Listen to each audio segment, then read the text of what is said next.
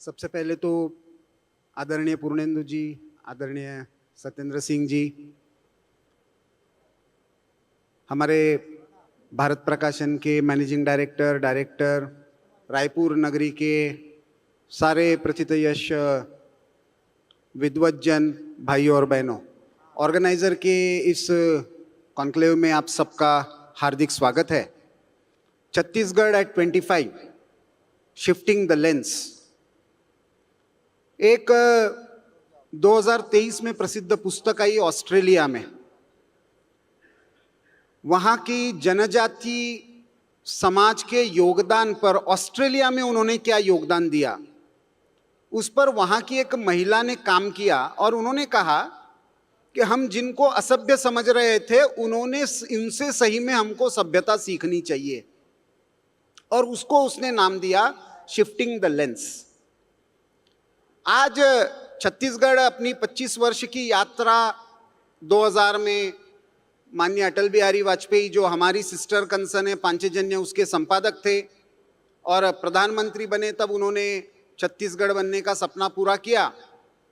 उसके 25 वर्ष पूरे हो रहे और छत्तीसगढ़ आज 2047 की यात्रा पूरी करने के लिए आगे बढ़ चला है।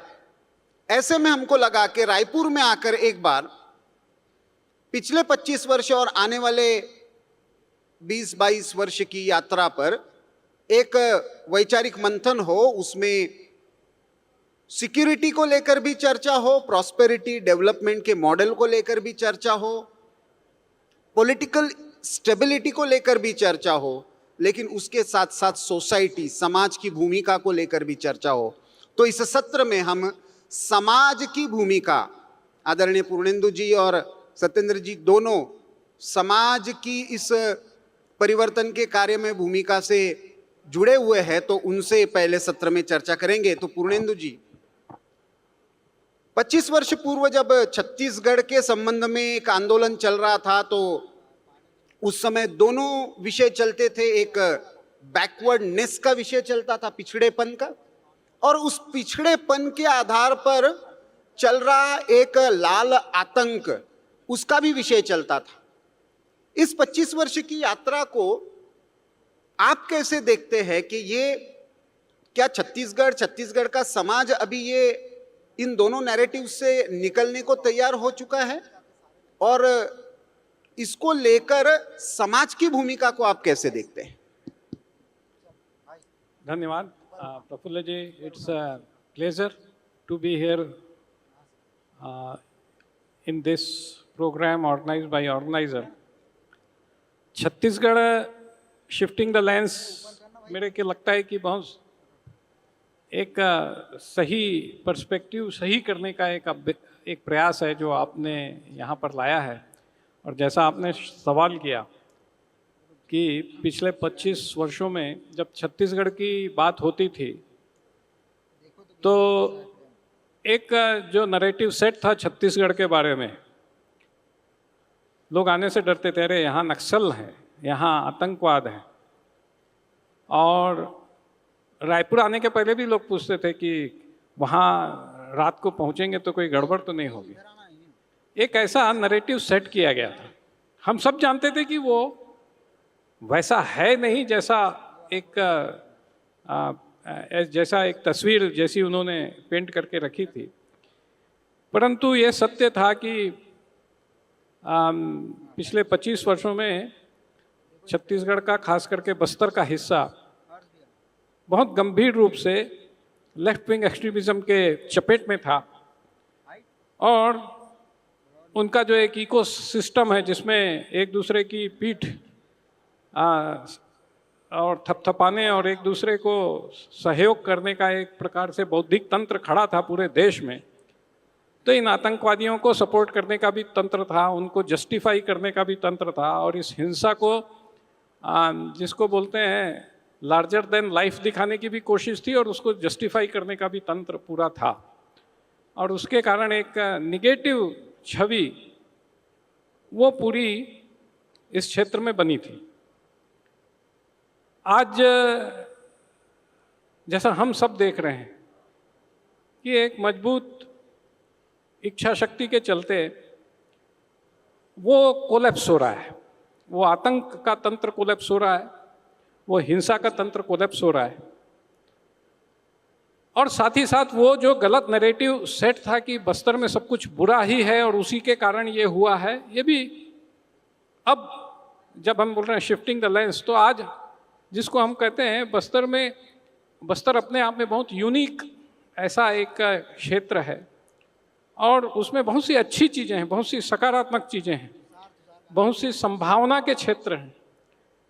और चाहे वो सांस्कृतिक दृष्टि से हो, चाहे वो जीवन शैली की दृष्टि से हो, चाहे वो धर्म संस्कृति की दृष्टि से हो, परंपराओं की दृष्टि से हो, वहाँ पे बहुत सी ऐसी अनेक सकारात्मक चीज़ें हैं जिन्हें अब हमको देखना पड़ेगा। वो जो नकारात्मकता का समय था कि वहाँ शोषण है, वहाँ भेदभाव है और गरीबी है, जिसके कारण ये नक्सल खड़ा हुआ है, ये वास्तव में एक क्रिएटेड पिक्चर थी। सच तो ये था कि दुर्भाग्य से, ये बस्तर का दुर्भाग्य था कि राजा प्रवीर चंद्र भंजदेव जी की जिन परिस्थितियों में उनका शरीर शांत किया गया, उसके कारण स्थानीय जनजाति समाज के साथ संपर्क और संवाद रखने वाला एक माध्यम वो कट गया। वो पूरा क्षेत्र एक प्रकार से उसके साथ बात करने वाला और उसकी बात सुनने वाला, उस वैक्यूम को कोई भर नहीं पाया। दुर्भाग्य से सारे देश से भागे हुए नक्सलियों ने उसको अपनी छुपने की जगह बनाई और फिर उनको लगा कि वो इस वैक्यूम में अपना और अधिकार जमा सकते हैं। तो शोषण वगैरह की बातें तो बात की बात है, या वास्तव में आधारहीन बातें। मुख्य बात यह है कि हमारा दुर्भाग्य था कि वो वहाँ पर घुसे, उन्होंने उसको छुपने की जगह पे उपयोग किया और धीरे धीरे वहाँ के समाज को जो संवाद से च्युत हो गया था उसको अपनी गिरफ्त में ले लिया। खैर, आज हम आगे देखें तो बहुत सी सकारात्मक चीज़ें हैं जो बस्तर में हैं। यदि आज हमको जीता जागता इतिहास देखना है तो बस्तर में दिखता है। आज से 10,000 साल पहले, जिसको कहते हैं जब लोग आरण्यक संस्कृति में रहते थे, ऐसा कहते हैं, वो आज भी वहाँ रहते हैं। उस आरण्यक संस्कृति के साथ फिर ग्राम्य संस्कृति विकसित होती है। उस ग्राम्य संस्कृति के शुरुआती समय के जैसे गांव रहे होंगे वैसे गांव वहाँ आज भी हैं। आरण्यक संस्कृति और ग्राम्य संस्कृति के ओवरलैप वहाँ पर हैं। आज भी जो प्राचीन देवी देवताओं की परंपरा है, जिसमें अध्यात्म का सृजन मानव मात्र की कल्पना में जैसा हुआ था, वो चीज वहां पर आज भी है और ये सब साथ में रहते हैं। और इससे ये भी स्पष्ट होता है कि ये जो भी रहने के, करने के, चलने के रीति रिवाज थे, वो लोगों ने बाई चॉइस वहां पर आज भी धारण करके रखे हुए हैं। बस्तर इस दृष्टि से एक यूनिक, अपने आप में विशिष्ट ऐसा एक क्षेत्र है। जो भी मानव समाज के विकास के अध्येता हैं, उनके लिए अब ये मौका है कि बस्तर को उस सकारात्मक दृष्टि से देखें कि वो मानव मात्र के लिए क्या कुछ दे सकता है। वहाँ की जीवन संस्कृति, वहाँ का पर्यावरण के प्रति उनकी दृष्टि, धर्म के प्रति उनकी दृष्टि, प्रकृति के प्रति उनकी दृष्टि, ये सब चीज़ सारे मानवता को सीखने के लिए है। आज जब हम एक बुरे युग से अच्छे युग की तरफ, जहाँ हम संवाद कर सकते हैं, जहाँ हम पहुँच सकते हैं, उस तरफ जब हम पहुँच रहे हैं, तो हमको अपना लेंस, शिफ्टिंग द लेंस, इस प्रोसेस के तहत हमको वहाँ से जो कुछ सीखना है, जो कुछ देखना है, जो कुछ सकारात्मकता मानवता के लिए लेना है, आज उसको शुरू करने का एक समय है। मैं ऑर्गेनाइजर को इसके लिए धन्यवाद देना चाहूँगा। बहुत बहुत धन्यवाद पूर्णेंद्र जी। सत्येंद्र जी, कल्याण आश्रम के नाते जनजाति क्षेत्र में काम करने का आपका एक लंबा अनुभव रहा है। जनजाति की अपनी कुछ समस्याएं होंगी, एस्पिरेशंस है, अपेक्षाएं सरकार से भी होंगी, समाज से भी होंगी। और ब्रिटिश काल से उन्होंने जो स्वाधीनता का संग्राम लड़ा, तब से इस राज्य की व्यवस्था, कानून की व्यवस्था, इसको लेकर उनका कुछ एक ये बना हुआ है। क्या आप छत्तीसगढ़ बनना, छत्तीसगढ़ के बाद ये सारा माओवाद का संघर्ष खड़ा रहना और आज जो बदलाव की स्थिति आई है, उसमें आप जनजाति समाज की मानसिकता, अनुसूचित जनजाति जो है उनके प्रश्न और उनकी वास्तविकता, उसको आप कैसे देखते हैं?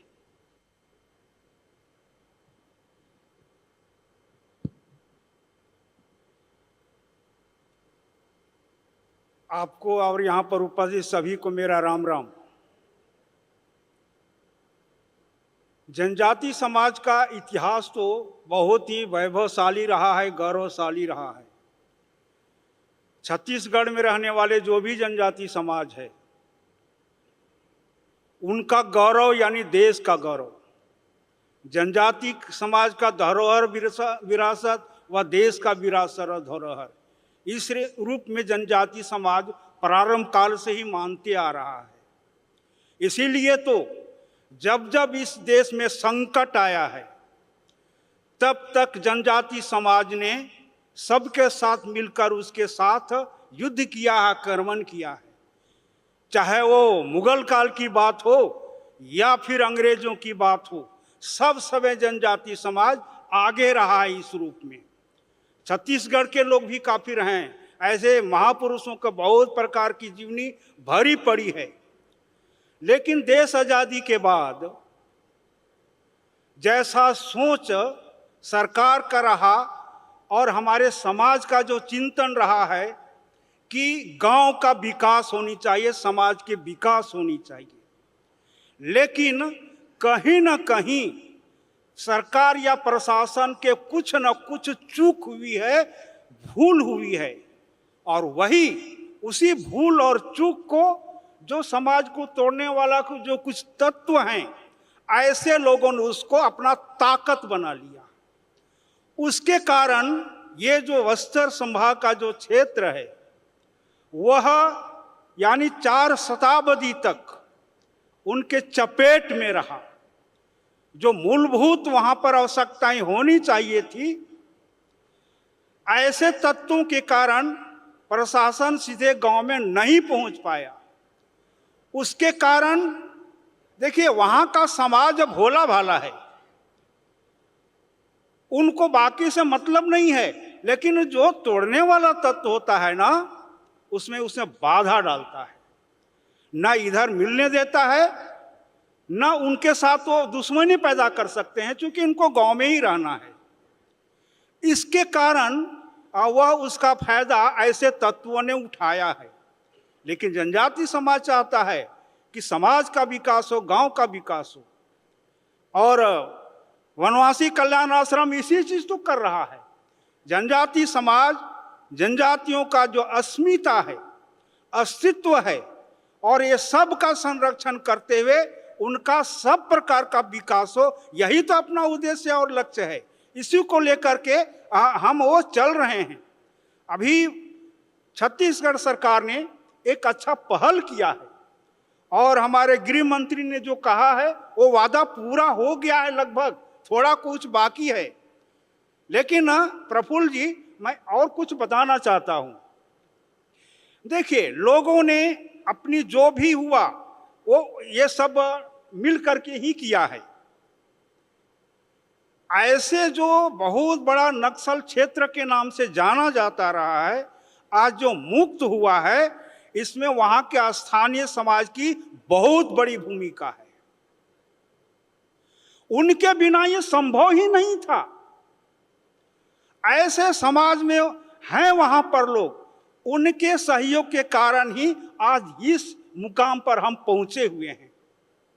इसलिए आगे कुछ और भी रणनीति अगर सरकार को बनानी है, तो पहले वहां के जिन जिन लोगों ने ऐसे कामों के लिए पहल किया है, ऐसे सभी लोगों को एकदम अच्छी रूप में सम्मानित करना चाहिए, और वहां के समाज के लोगों का पहले मन जीतना चाहिए। अगर मन जीतेंगे तभी फिर हमारे साथ वो जुटेगा, नहीं तो किसी न किसी रूप में वह फिर वह हावी होना चाहेगा। उसका अनेकों रूप है ना। बस्तर में बता रहा हूं, बस्तर में 56 स्थानों पर छोटे बड़े यात्रा मेला लगता है। उस मेला में वह लोग वही तत्व दूसरे तरीके से पंपलेट है, छोटा मोटा मंच बना करके उसको उसी रूप में लाने का प्रयास में है। वो अभी आया नहीं है, लेकिन स्वरूप ऐसे ही है, उस स्वरूप में लाना चाहता है। इसलिए ये करना पड़ेगा कि उनका मन जीतना पड़ेगा, और मन जीतने के लिए वहाँ का जो जाति बिरादरी लोगों का छोटे छोटे जो सामाजिक संगठन है, उनके साथ सरकार को मिलकर के काम करना पड़ेगा। कुछ चीजें जो मूलभूत आवश्यकताएं हैं उनको करने के लिए सरकार उनके साथ एमओयू करे, तो ऐसा करने से वहाँ के समाज में एक विश्वास जगेगा। सामाजिक संगठन है, उस पर गांव के लोगों का विश्वास है। अभी सीधे प्रशासन और पुलिस पर पूरा विश्वास नहीं करेगा, कहीं ना कहीं उसमें दिल में भीतर से कोई भय रहेगा। इसीलिए वहाँ पर कुछ विकास करना है तो वहाँ की स्थानीय समाज, सामाजिक संगठन, ऐसे लोगों के साथ मिल करके ही वहाँ के लोगों को मन जीतना चाहिए। वहाँ के लोग चाहते हैं कि हमारी महिलाएं कौशल विकास के क्षेत्र में आगे बढ़े, वहाँ बांस मिलता है, बाकी सामान मिलता है, उस रूप में आगे बढ़े। तो कौशल प्रशिक्षण कर कैसे होगा, इस पर चिंतन करना। वहाँ के बहुत से नवयुवक हैं, ऐसे नवयुवक भी अग्निवीर में जा सकते हैं, वहाँ के लोगों को सख्त पहल करनी चाहिए। और ऐसे युवकों में जब ये भावना जगेगी तो एक माहौल बनेगा। और साथ ही प्रफुल्ल जी एक और देखिए, दोस्ती बनती है दोनों तरफ से। गांव के तरफ भी हमारा संबंध बनना चाहिए और गांव के लोगों का हमारे साथ संबंध बनना चाहिए, नगरों से संबंध बनना चाहिए, प्रशासन से संबंध बनना चाहिए। जब दोनों का संबंध बनता है तब आपस में दिल मिलता है। इसलिए हमको कुछ अवसर पर गांव के लोगों को अपने यहाँ बुलाना चाहिए, प्रशासन को भी बुलाना चाहिए, पुलिस को भी बुलाना चाहिए। अगर ऐसा उनका एक संबंध बनेगा तो गांव के लोग कहेगा आप आइए हमारे गांव में, आपका स्वागत है। और अतिथि देवो भव की भावना तो है ही उनमें। ऐसा एक पहल ये करना चाहिए। कल्याण आश्रम यही कर रहा है और आगे भी ऐसे ही करेगा। धन्यवाद। धन्यवाद, धन्यवाद सत्येंद्र जी। ये तो आपके प्रत्यक्ष काम के अनुभव है, उस समाज के साथ संवाद के परिणाम है, जिसके कारण आज हम ये स्वरूप देख रहे हैं। लेकिन पूर्णेंदु जी, आप चाहे राष्ट्रीय स्वयंसेवक संघ के माध्यम से हो, अन्य संगठन हो, सरकार के साथ इन संगठनों का भी, क्योंकि एक अभी दौर हमने जंगल की लड़ाई का देख लिया, लेकिन जो समाज में समरसता का भाव है, समाज में उनकी आवश्यकताओं को देखते हुए विकास का मॉडल, क्योंकि वहाँ के जो जंगल है, जल है, जमीन है, उसको लेकर उनके कुछ ना कुछ ये है।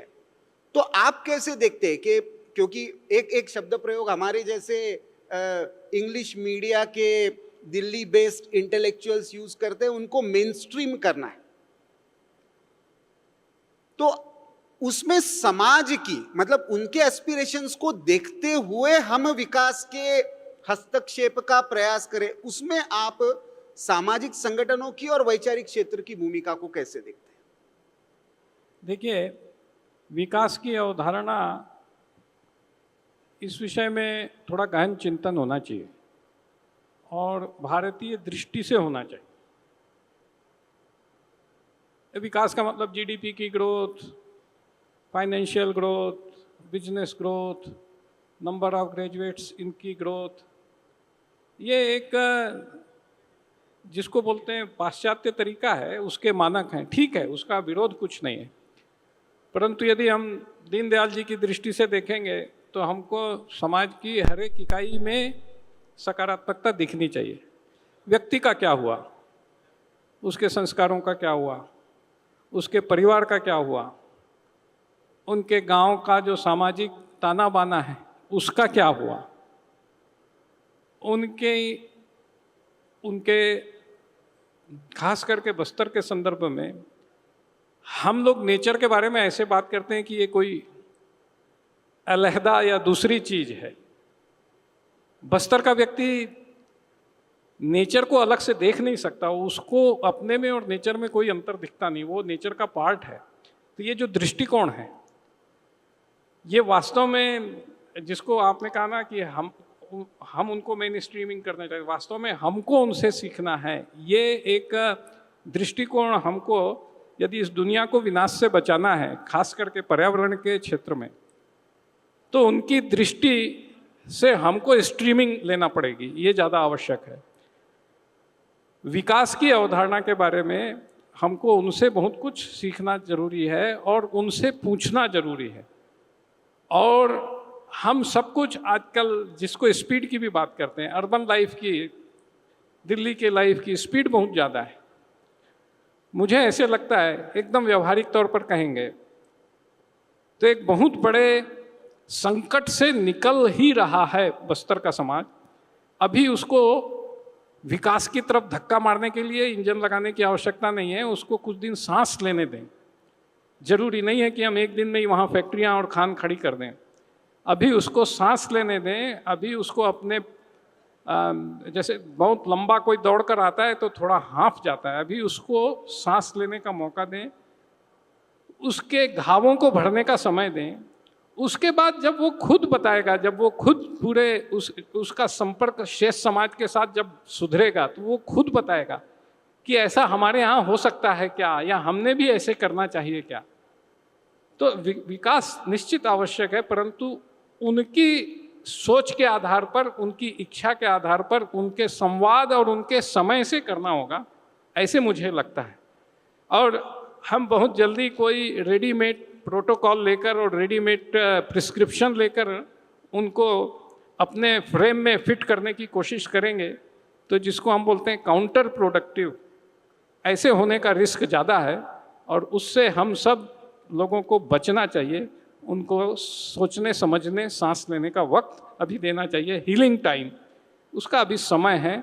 वो ऐसा ही मुझे लगता है, ग्रोथ करना है, विकास करना है, पर उनके समय से करना है, हमारी अवधारणा के आधार पर नहीं करना है। वन साइज फिट ऑल ये अप्रोच शायद नहीं चलेगा, और वही भारत की अवधारणा भी रही है, और जनजाति क्षेत्र में विशेष रूप से ये देखना पड़ेगा।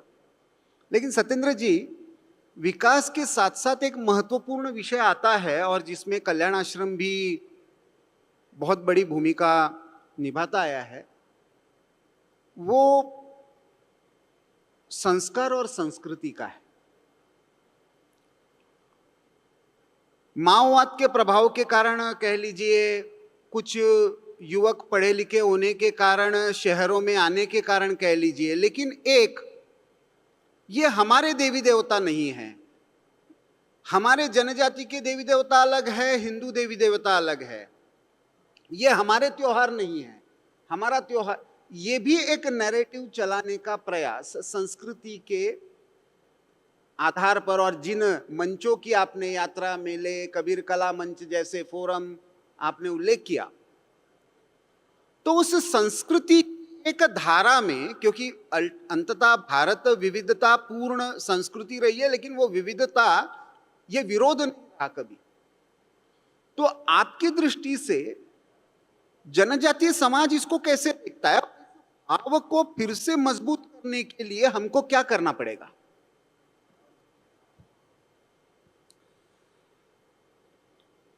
यही विषय काफी चर्चा में रहा है।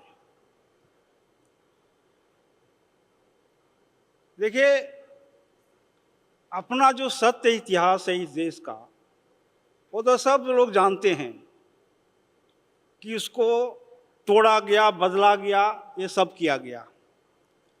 और वो अपने तरह से नए नए स्कूल, कॉलेज, हॉस्पिटल प्रारंभ किया। कितने पुस्तक जला डाले गए, कुछ दिन तक ऐसे ही रहा। आत्मस्मृति आ गई, चर्च के द्वारा स्कूल वगैरह शुरू किए गए। अभी तक जितने भी लेखक और क्या हैं, अधिकांश वैसे ही लोग हुए। तो सोचिए जरा, जो शिकारी है और जो शेर है, शिकारी शेर की कहानी लिख सकता है क्या? अरे उसको तो शिकार करना है तो उसी रूप में ना लिखेगा।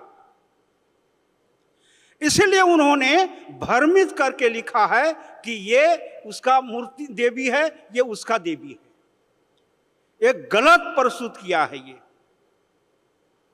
और जनजाति समाज के जो परंपरागत से रहने वाले जो गांव घर के लोग हैं, वह वही मानते हैं जो शेष हिंदू समाज के लोग मानते हैं। इसको बरगलाने वाला जो काम किया है ना, वो पढ़ा लिखा समाज ही किया है। बड़े बड़े कॉलेजों में पढ़ करके पीएचडी प्राप्त करके जिन्होंने पुस्तक लिखा, ऐसे ही लोग समाज को तोड़ रहे हैं। जहां पर जब भी कभी तर्क वितर्क होता है तो हार जाते हैं। एक गांव का सामान्य व्यक्ति उसी समाज का, जनजाति का जब खड़ा होता है तो उसके सामने वो हार जाता है। वो बोलता है कि हमारे गांव में जितना में देव स्थल है वो पिंड के रूप में ही है।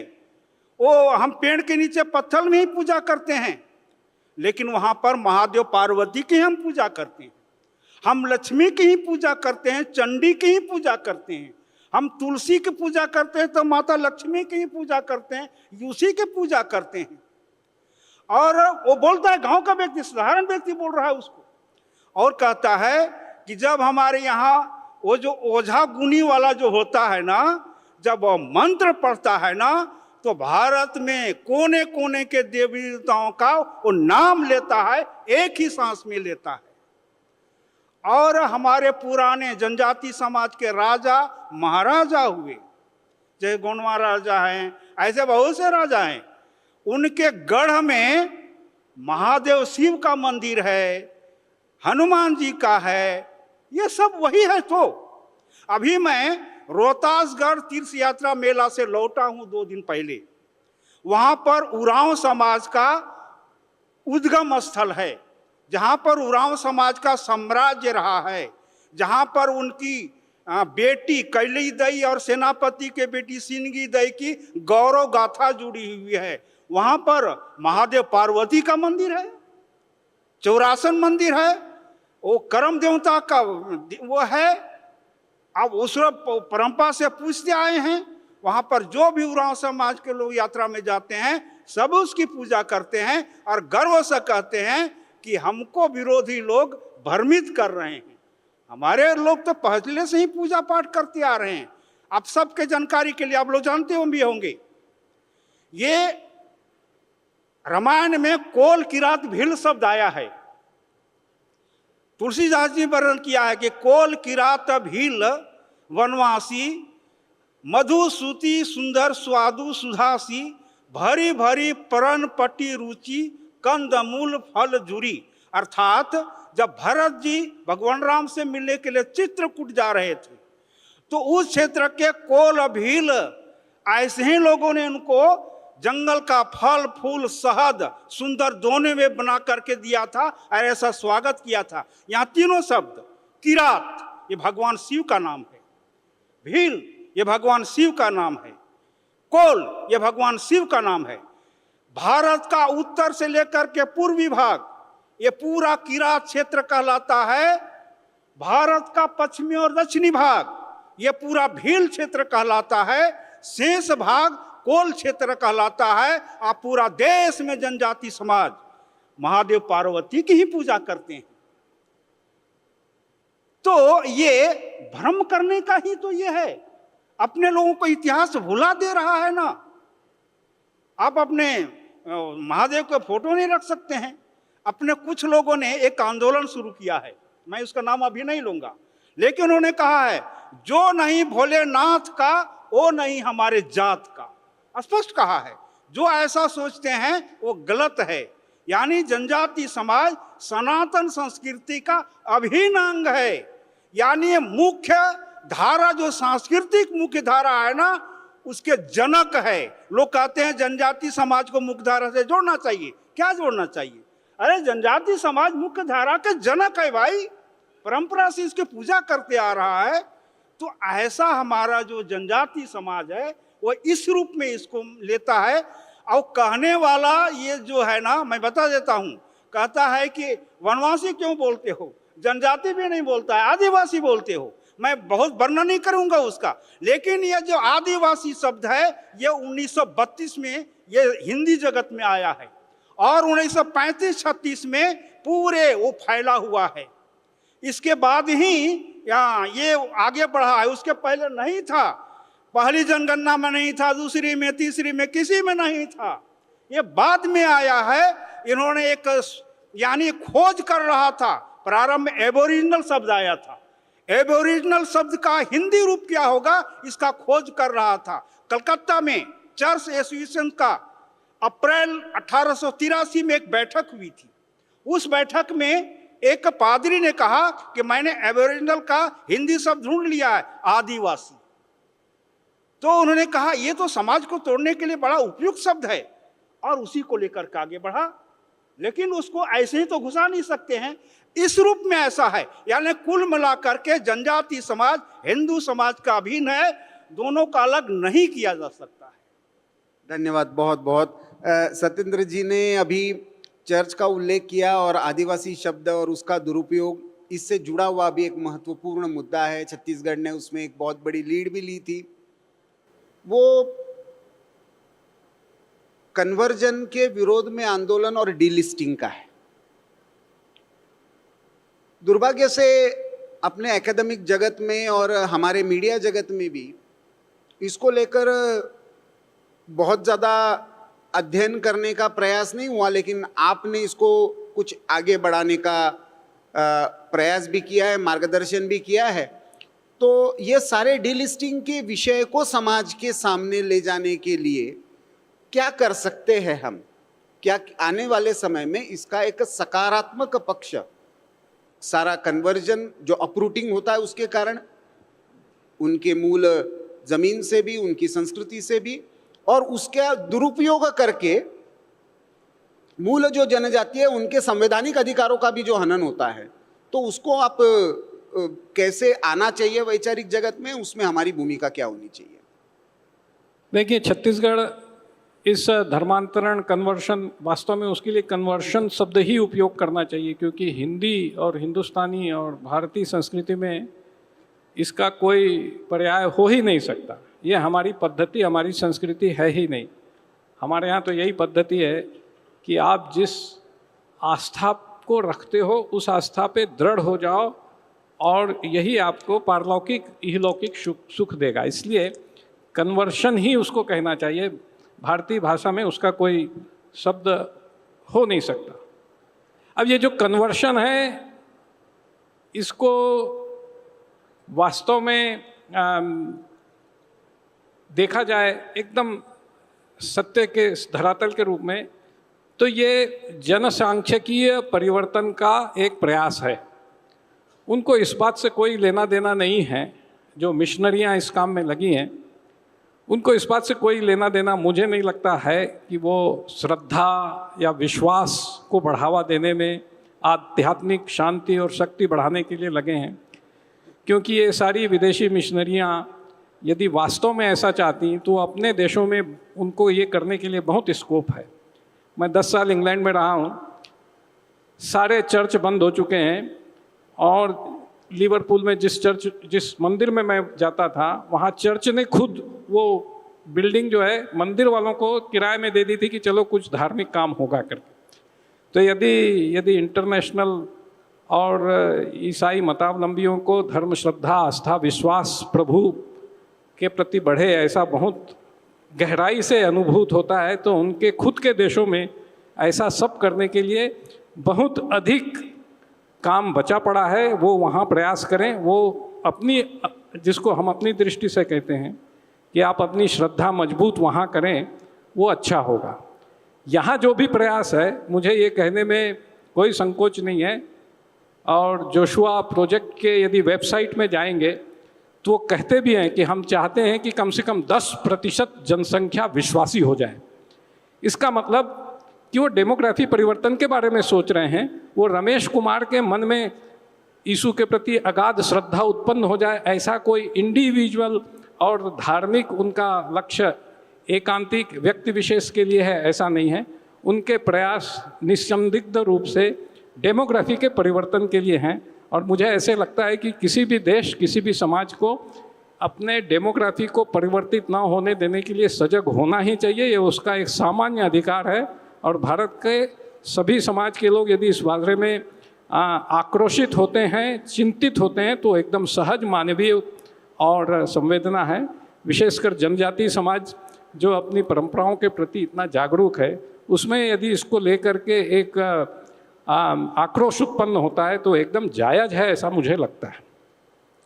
बीच में कल्याण आश्रम ने डीलिस्टिंग की भी बात की थी, और वो भी इसीलिए थी कि ट्राइबल आइडेंटिटी, एक बार आप धर्म परिवर्तन कर लेते हैं तो धीरे धीरे धीरे उस आइडेंटिटी की सारी बातें नष्ट हो जाती हैं। आपके नाम हो सकता है एक पीढ़ी में नहीं बदलते हैं, 2 पीढ़ी में बदल जाते हैं। आपकी मान्यताएं, आपके देवी देवता, अपने पूर्वजों के प्रति आपकी मन की भावना, अपनी परंपराओं के प्रति, चाहे वो सरहुल का त्यौहार हो, चाहे वो कर्मा का त्यौहार हो, चाहे अपनी जनजाति परंपराओं के हजारों रीति रिवाज पंडुम हो, वो सब के प्रति एक जिसको बोलते हैं ना फीलिंग ऑफ डिसडेन, उसको नीची नज़र से देखना, यही शुरू कराया जाता है। आपके देवी देवता शैतान हैं, ऐसे यहाँ से वो कन्वर्शन की बात शुरू होती है। अपने मंदिरों का प्रसाद आप मत लो, यहाँ से वो बात शुरू होती है। तो ये जो है वस्तुतः उनको उनकी पहचान से दूर कर दिया जाता है, और फिर इंसिस्ट किया जाता है कि हमारी पहचान वही है। तो ये एक मेरे ख्याल से बस्तर में शव दफन को लेकर के भी ये विषय बड़े हुए कि आप एक बार परिवर्तित हो जाते हो, उसके बाद आप उन सारे देवी देवताओं परंपराओं को जब त्याग कर देते हो, तो फिर आप फिर कैसे कह सकते हो कि मैं अभी भी गोंड हूँ, या मैं भी अभी भी और उरांव हूँ, या मैं अभी भी और किसी अन्य जनजाति से। ये विषय को लेकर के बहुत बड़ा एक विवाद उत्पन्न होता है। वो धरातल पे होता है, वो किसी अन्य कारण से नहीं होता है। तो ये जो विषय है कि धर्मांतरण के बाद, कन्वर्शन के बाद व्यक्ति की ट्राइबल आइडेंटिटी कंटिन्यू रहती है क्या, ये एक बहुत बड़ा प्रश्न है। और संविधान इस विषय में अपना एक मत रखता होगा, परंतु इंडिविजुअल केसेस में इस पर विचार करने के और पर्याप्त कारण हैं और होने चाहिए, ऐसे हम सबको लगता है। एक और बात भी इसमें है कि शेड्यूल ट्राइब के लिए जो रिजर्वेशन है, उस रिजर्वेशन में जो कन्वर्टेड क्रिश्चियंस हैं, वो उनके पास जिसको कहते हैं शैक्षिक सुविधाएं, आगे बढ़ने के मौके परंपरागत रूप से बहुत अधिक रहे हैं। इसलिए इन जनरल शेड्यूल ट्राइब के रिजर्वेशन में आज एक प्रकार का जिसको बोलते हैं ट्विस्ट हो चुका है कि उसमें बहुत अधिक प्रमाण में, संख्या में जितने ईसाई कन्वर्टेड जनजाति समाज में हैं, उससे कई गुना अधिक लोग प्रोपोर्शन में और आरक्षित पदों का लाभ ले रहे हैं। इसको लेकर भी एक विसंगति उत्पन्न हो गई है, और ऐसी स्थिति में धर्मांतरण इस विषय पर एक गहन एकेडमिक शोध की भी आवश्यकता है, जिसमें डीलिस्टिंग भी एक विषय रहना चाहिए, ऐसा मुझे लगता है। बहुत बहुत धन्यवाद। तो समाज की अपेक्षा, समाज की भूमिका, विकास की अवधारणा, उसमें जनजाति समाज की संस्कृति जो महादेव को मानने वाली है, कभी बड़ा देव को मानती है, कभी बूढ़े बाबा को मानती है, लेकिन उसका आशय मूलतः एक ही होता है और वो उस सनातन को जोड़ने वाला होता है। इस विषय को लेकर चर्चा तो बहुत हो सकती है, लेकिन इसके सुरक्षा विषयक डायमेंशंस पर हमको अगले सत्र में चर्चा करनी है। इसलिए इस सत्र को यहीं पे विराम देता हूँ। इसके बाद 2 सत्र होंगे, एक सुरक्षा वाला और एक प्रॉस्पेरिटी यानी विकास की अवधारणा वाला, जो जिसमें छत्तीसगढ़ के वित्त मंत्री ओपी चौधरी जी रहेंगे और उसके बाद माननीय अमित शाह जी का हमको मार्गदर्शन मिलेगा। तो मैं दोनों पैनलिस्ट को बहुत बहुत धन्यवाद देता हूं कि आज वो इस मंच पर आए। ऑर्गेनाइज़र के मंच से उन्होंने अपने प्रत्यक्ष अनुभवों के आधार पर छत्तीसगढ़ में काम करते हुए जो समाज की भूमिका देखी है, समाज की अपेक्षाएं देखी है, उसके बारे में हमारे सामने विचार रखे। ऑर्गेनाइजर की तरफ से आप दोनों का बहुत बहुत धन्यवाद।